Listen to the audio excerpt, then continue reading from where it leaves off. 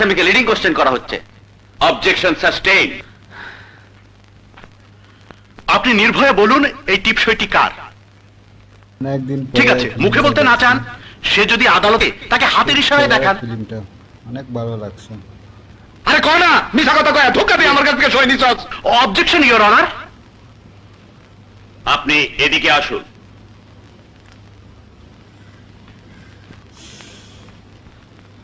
আপনি কথা বললে আপনার উকিলকে কথা বলতে দেয়া হবে না। আমার উকিলের দরকার নাই, আপনি হুকুম দিলে আমি তারে জিগাই জিগাই সে চুপ থাকা কেন আদালতে সময় নষ্ট করতেছে। আমার হাতে সময় খুব কম হুজুর, হাসপাতালে আমার স্ত্রী মৃত্যুর সাথে লড়াই করতেছে। আমি এর বাপ কিনা সে কথা জিগামো না, আমার স্ত্রী তার মা কিনা তাও জিগামো না। কার বুকের দুধ খেয়ে সে মানুষ হইল, কার পিঠে চড়ে সে পাঠশালায় গেল, আমি কিছুই জিগামো না। কেমনে জিগাই? কোনদিন খোঁজ নিয়ে এসে দেখছে তারে শহরে রেখে লেখাপড়া করাইতে দুইটা মানুষ কতদিন না খায়া থাকছে? দুইটা মানুষ রাত দিন খাইটা একটা দুইটা করে টাকা কেমনে জমাইছে? তার পরীক্ষার ফিস দেওয়ার জন্য শরীরের রক্ত কেমনে বেচছে? হুজুর, তারে মানুষ করার জন্য না খায়া পেটে পাথর বাঁধছি, সেই বিচার চাই না। বিচার চাই না, তার জন্য গরুর দুধ বেচছি, হাঁস মুরগির ডিম বেচছি, তার জন্য স্ত্রীর শেষ সম্বল গয়না বেচছি। আমি এই সবের কোনো বিচার চাই না হুজুর। আমি চাই আমার ওই জমি, আমার আর কিছু নাই হুজুর। যা বেচা আমি আমার স্ত্রীর বাঁচাইতে পারি, সে ওই জমি আমার ধোকা দিয়ে লেখা নিছে। আমি মূর্খ মানুষ, সরল বিশ্বাসী টিপস হইতেছিল।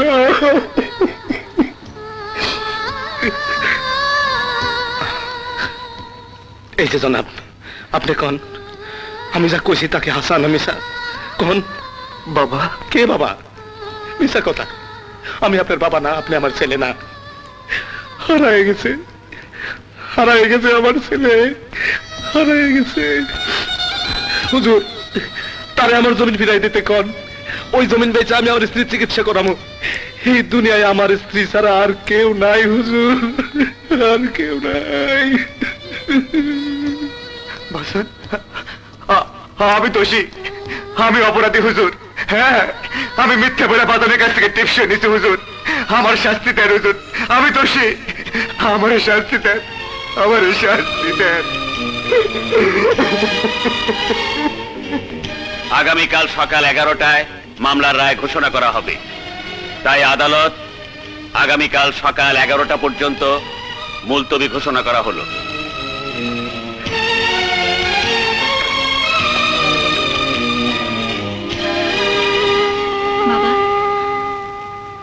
মায়ের কি হয়েছে? তার দুইখান কিডনি বিকল। ডাক্তার সঙ্গে আমি কথা বলবো, তারপর তোর অপারেশনের জন্য যা লাগে আমি সব করবো। না না না, কারো সাহায্য আমার দরকার নেই। আসি।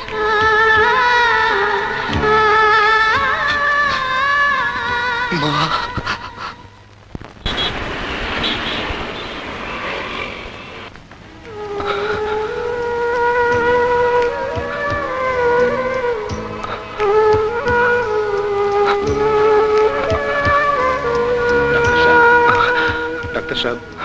আর কত কষ্ট আপনার আমার বউটারে দিতে চান? এতদিন ধরে অবহেলা করে রোগটাকে এই পর্যায়ে এনেছে, এখন একটু কষ্ট তো পেতেই হবে। তাও আমরা যথাসাধ্য চেষ্টা করছি। ওষুধগুলো ঠিক মতো খাওয়ানো হচ্ছে তো? জি স্যার।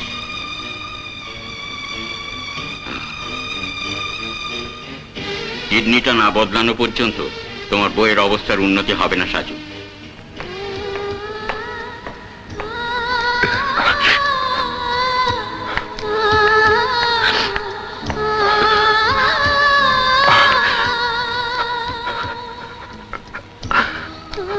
কিডনিটা না বদলানো পর্যন্ত তোমার বইয়ের অবস্থার উন্নতি হবে না সাজু।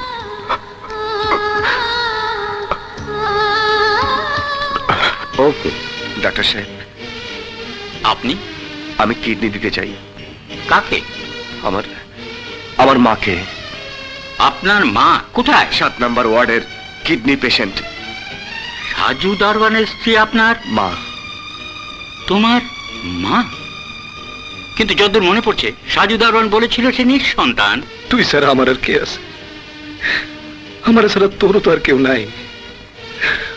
উপরে এক আল্লাহ ছাড়া আমাদের আর কেউ নাই রে বউ, কেউ নাই। Good, very good. মিলেছে? তাহলে আপনি এক্ষুনি আমার কিডনি নিন, আমার মাকে বাঁচান।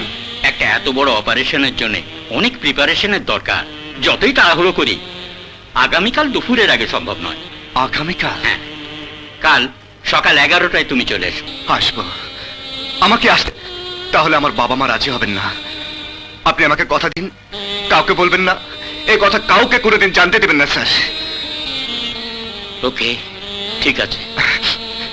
Thank you sir.